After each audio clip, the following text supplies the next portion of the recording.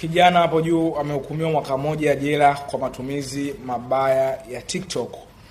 Sasa matumizi mabaya ya TikTok akimaanisha makosa ya kimtandao. Makosa ya kimtandao yamekuwa established kuanzia kifungu cha 4 mpaka kifungu cha 29 cha sheria ya makosa ya kimtandao, sura ya 443 iliyofanywa marejeo 2023.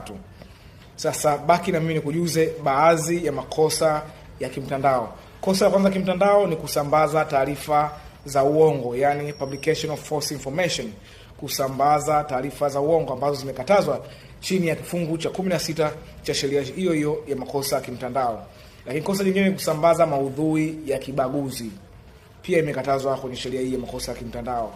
Kosa nyingine ni kusambaza maudhui ya pornography, tunasema picha chafu au video au content au maudhui chafu, zote zimekatazwa chini ya sheria hiyo ya makosa ya kimtandao.